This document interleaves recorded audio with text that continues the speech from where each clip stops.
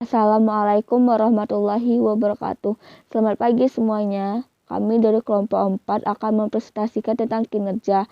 Baiklah, saya sebagai moderator, izinkan saya untuk memperkenalkan anggota saya. Yang pertama ada Alifa Dina Mutia dengan NIM 2063201013. Kemudian ada Anggreni Puspita, yaitu saya sendiri dengan NIM 2063201031. Kemudian yang ketiga ada Fitri Ramadhani dengan NIM 2063201071. Yang keempat ada Fuadatul Asri Halbasiri dengan NIM 2063201062.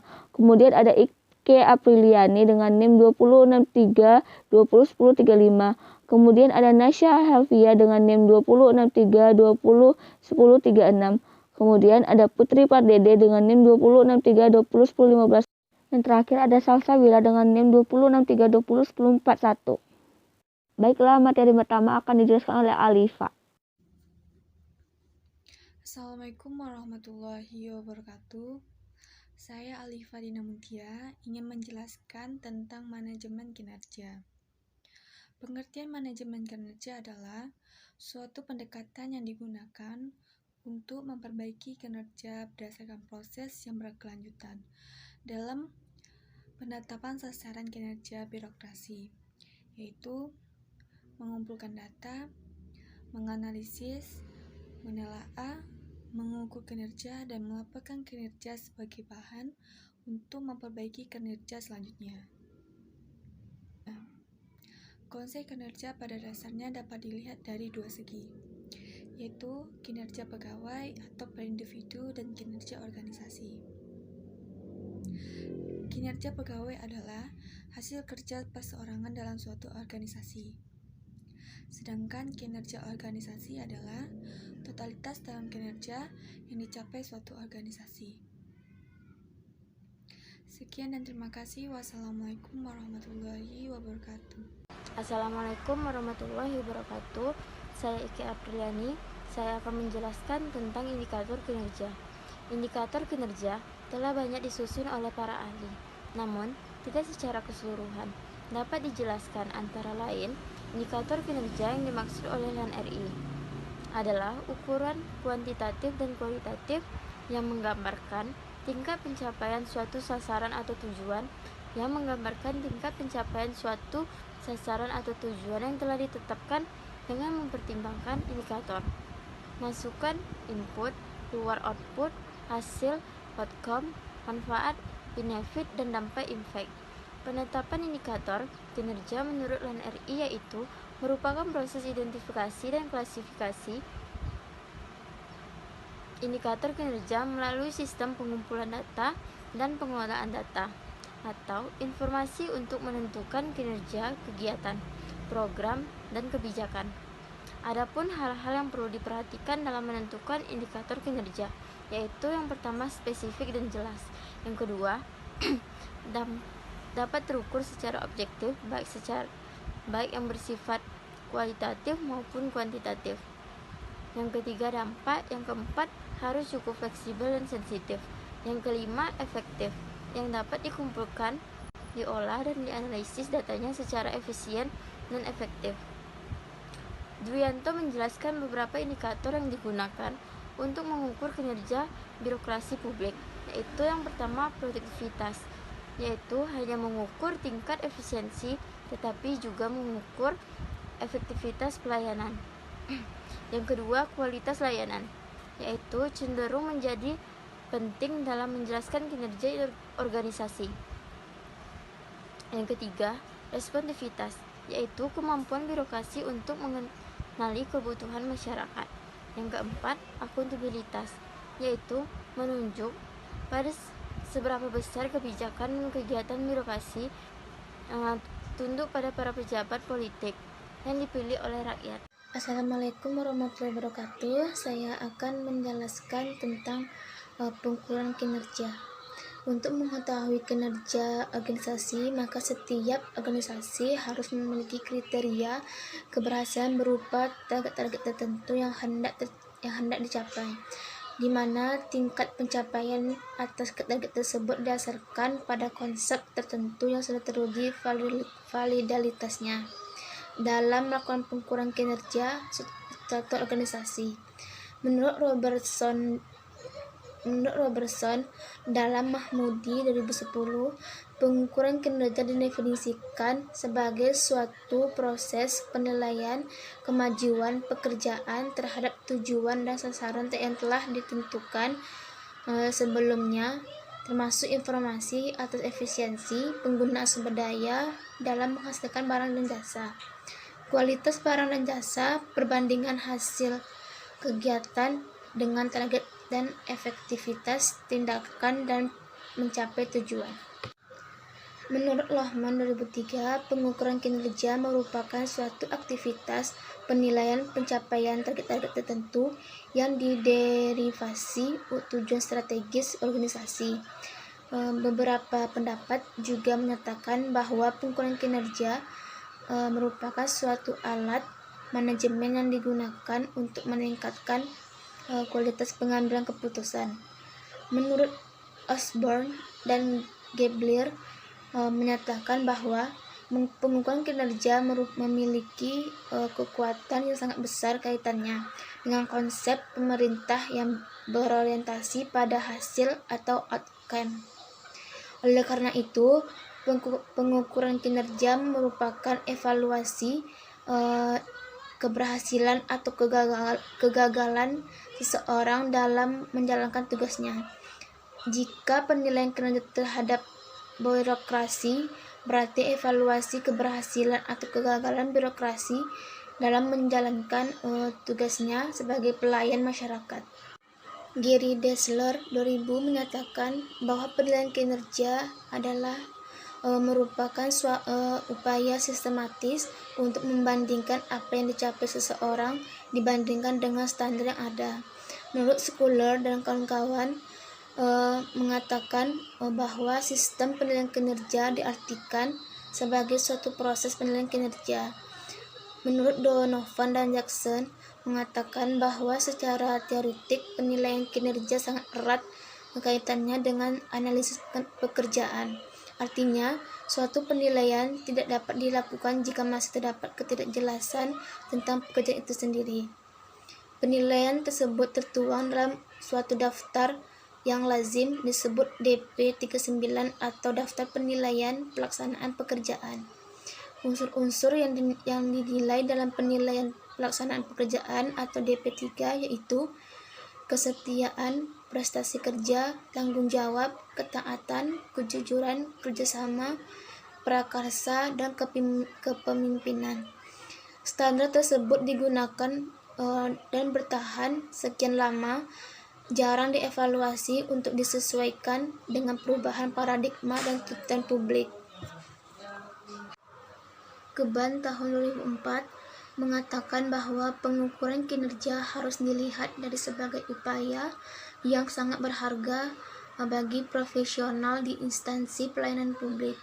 Lebih lanjut, beliau mengatakan bahwa dengan mengetahui kelemahan dan kelebihan, hambatan dan dorongan atau berbagai faktor sukses bagi kinerja pegawai atau institusi, maka terbukalah jalan menuju profesionalisasi. Selamat siang, perkenalkan nama saya Putri Pardede. Baiklah, saya akan menjelaskan tujuan dan part pengukuran kinerja. Baiklah, saya akan menjelaskan tujuannya adalah mendorong para pegawai agar bisa memenuhi target perusahaan dan mengikuti standar perilaku yang diputuskan sebelumnya. Adapun tujuan pengukuran kinerja adalah satu, menentukan kontribusi suatu bagian dari perusahaan terhadap organisasi secara keseluruhan. Kedua, memberikan dasar untuk mengevaluasi kinerja masing-masing manajer. Ketiga, memotivasi para manajer untuk mengoperasikan divisinya secara konsisten sehingga sesuai dengan tujuan pokok perusahaan. Pengukuran kinerja adalah meminimalisir tindakan yang tak semestinya dikehendaki lewat feedback hasil kerjanya, serta sebagai dasar pemberian hargaan pada individu yang sudah memenuhi dan melebihi tujuan yang telah disetujui. Adapun manfaat pengukuran kinerjanya, satu, mengelola operasi organisasi secara efektif dan efisien melalui pemotivasian karyawan secara maksimum. Kedua, membantu pengambilan keputusan yang bersangkutan dengan karyawan. Ketiga, mengidentifikasi kebutuhan pelatihan dan pengembangan karyawan. dan untuk menyediakan kriteria seleksi dan evaluasi program pelatihan karyawan. Keempat, menyediakan umpan balik bagi karyawan mengenai bagaimana atasan mereka menilai kinerja mereka. Kelima, menyediakan suatu dasar bagi distribusi penghargaan. Baiklah, itulah presentasi saya. Kendala dalam kinerja kerja. Kendala kinerja pada umumnya memiliki 3 kendala, yaitu cakupan proyek, waktu, dan biaya. Namun ada juga yang menambahkan kualitas sebagai kendala. Keberhasilan pengelolaan proyek selalu akan terkait dengan seberapa mampu untuk mencapai tujuan proyek dengan kendala tersebut. Semakin tinggi ketercapaian tujuan dengan kendala tersebut, semakin puas pelanggan atau pemberi proyek. Ketiga kendala ini sesungguhnya harus berjalan secara seimbang. Dengan kata lain, ketika salah satu kendala diubah, maka akan mempengaruhi kendala lain. Sebagai contoh, jika waktu diperpendek, maka biaya akan naik atau kualitas akan turun, atau kedua-duanya akan berubah. Pada pengelolaan proyek, penyesuaian tersebut merupakan tanggung jawab yang diberikan oleh stakeholder kepada manajer proyek untuk melakukan trade-off. Yang pertama, cakupan proyek. Cakupan proyek menjelaskan parameter-parameter tentang apa yang ada dan tidak ada dalam proyek. Selama kemajuan proyek, stakeholder boleh melakukan perubahan cakupan proyek untuk menambahkan persyaratan dari persyaratan awal yang direncanakan. Yang kedua, jadwal atau schedule. Hal ini terkait dengan waktu yang diperkirakan untuk penyelesaian proyek. Jadwal yang realistik tentu bukan hal yang mudah untuk dibuat. Penjadwalan ini akan terkait dengan aktivitas-aktivitas dalam proyek dan waktu yang dibutuhkan tiap aktivitas dalam konteks penyelesaian seluruh proyek. Dan yang ketiga, biaya atau cost. Seorang manajer proyek harus mampu menentukan metode yang sesuai agar dapat memprediksi secara akurat biaya untuk penyelesaian proyek dalam waktu yang telah ditentukan, dan mengendalikan proyek agar tetap sesuai anggaran yang telah ditetapkan. Proyek dapat gagal untuk memenuhi tujuan dengan ketiga constraint tersebut pada umumnya karena kegagalan melakukan estimasi atau kegagalan implementasi. Beberapa alasan kegagalan proyek antara lain misalnya jadwal dan biaya awal yang telah diestimasi tidak dilakukan perubahan ketika ada informasi baru ketika proyek berjalan, pelaksanaan tidak digunakan sebagai guideline saat pelaksanaan proyek. Dan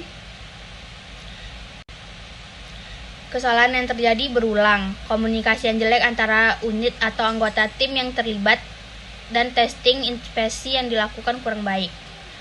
Contoh kendala dalam pengukuran kinerja organisasi sektor publik. Ada beberapa kendala pengukuran dalam kinerja organisasi sektor publik antara lain.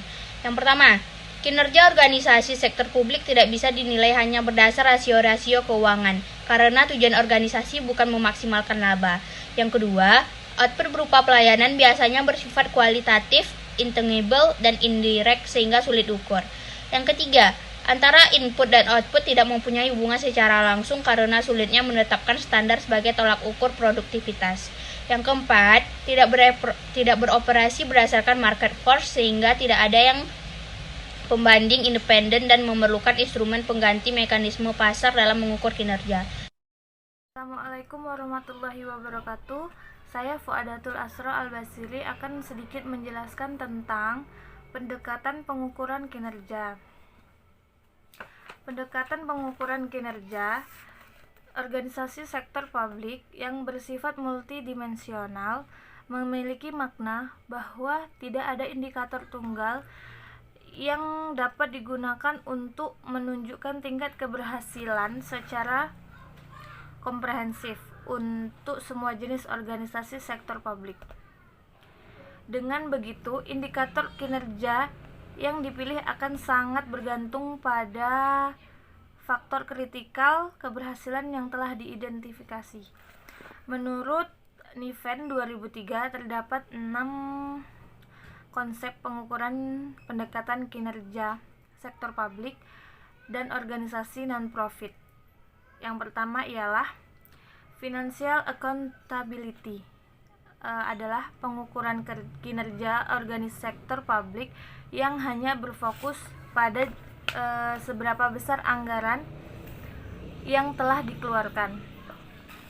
Yang kedua, program produk or output adalah pengukuran kinerja organisasi sektor publik yang bergantung pada jumlah produk atau jasa yang dihasilkan dan beberapa jumlah orang yang dilayani. Yang ketiga, adherence to standards, quality in service delivery, yaitu pengukuran kinerja yang terkonsentrasi pada pelayanan dan mengarah pada ketentuan badan sertifikasi dan akreditasi pemerintah. Yang keempat ialah participant related measures, ialah pengukuran kinerja yang menekankan pentingnya kepastian pemberian pelayanan hanya kepada orang yang sangat membutuhkan. Yang kelima, Key Performance Indicator adalah pengukuran kinerja yang berdasarkan pada pembentukan kriteria-kriteria tertentu yang dapat mewakili semua area yang ingin dinilai, untuk kemudian disusun indikator-indikator yang mampu mengukur kriteria tersebut. Yang keenam ialah client satisfaction, adalah pengukuran kinerja organisasi publik didasarkan pada kepuasan pelanggan atas penyediaan barang atau pelayanan publik. Terima kasih. Assalamualaikum warahmatullahi wabarakatuh. Nama saya Fitra Madani. Saya akan menjelaskan faktor-faktor mempengaruhi kinerja, yaitu 1. Kemampuan intelektual, yaitu kemampuan yang diperlakukan untuk melakukan kegiatan mental. 2. Kemampuan fisik, yaitu kemampuan yang diperlakukan untuk melakukan tugas-tugas menuntut stamina, kekuatan, kecekatan, dan terampil. 2. Kemauan atau motivasi adalah kesediaan untuk mengeluarkan tingkat upaya yang tinggi untuk tujuan organisasi. Kemauan atau motivasi kinerja seseorang dipengaruhi oleh beberapa faktor, yaitu 1. Mempengaruhi lingkungan fisik, yaitu setiap pengawal menghendaki lingkungan fisik yang baik untuk bekerja. 2. Pengaruh lingkungan sosial, yaitu sebagai makhluk sosial dalam melaksanakan pekerjaan tidak semata-mata hanya mengajar hasil saja. Selanjutnya, kejelasan tujuan organisasi mempengaruhi seseorang untuk melakukan pekerjaan. Faktor penentu dalam mencapai kinerja, maka tujuan tercapai tidak efisien atau kurang efektif. Terima kasih Fitri. Baiklah, saya Anggreni Puspita akan melanjutkan contoh praktik kinerja. Contoh praktik kinerja dari pemerintah yaitu adanya pembuatan jalan tol, kemudian adanya pembagian kartu Indonesia Pintar, kemudian adanya pembagian bantuan sosial, kemudian adanya pembagian kartu prakerja. Nah, kemudian contoh praktik kinerja dari dosen maupun guru yaitu mengajar atau memberi pemahaman kepada mahasiswa-siswi dan murid-muridnya. Kemudian contoh praktik kinerja dari dokter yaitu memberi penyembuhan kepada pasien. Kemudian contoh praktik kinerja dari pedagang yaitu menjual barang dagangan kepada konsumen. Itulah contoh praktik kinerja yang dapat dipahami. Sekian dari saya. Maaf apabila ada kesalahan kata. Wabillahi taufiq wal hidayah. Wassalamualaikum warahmatullahi wabarakatuh.